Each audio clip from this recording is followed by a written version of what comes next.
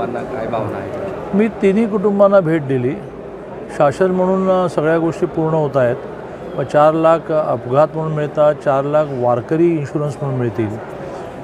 या व्यतिरिक्त कौलापूरमधल्या एका मुलीचं 12वी आहे आणि त्याला डिग्रजमधल्या एका मुलीचं 12वी आहे आणि तिला CA करायचं आहे. त्यामुळे ती नाहीतरी सांगलीच्या कॉलेजमध्ये शिकते, एखादे चांगले CA तिला जोडावेत असं मी ठरवलं आहे. प्लस दरमहा 5,000 रुपये जेवढा काळ तिला लागतील तेवढे दरमहा 5,000 रुपये माझं कंपनी ऑफिस तिच्या अकाउंटला RTGS करेल असं मी निर्णय केला.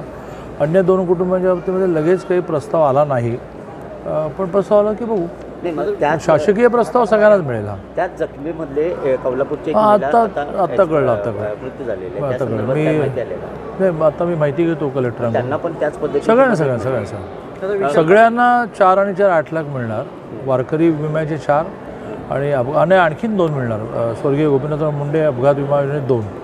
प्रत्येक कुटुंबाला 10 लाख मिळणार. त्या व्यतिरिक्त काल माझ्या माहितीप्रमाणे सुहास बाबरांनी एकनाथजीने पाठवलेले 2 लाख रुपये कुटुंबांना दिले.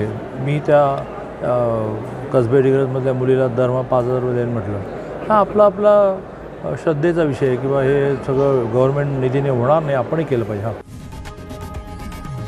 लोकशाही मराठी ऐका, पहा, जागरूक रहा.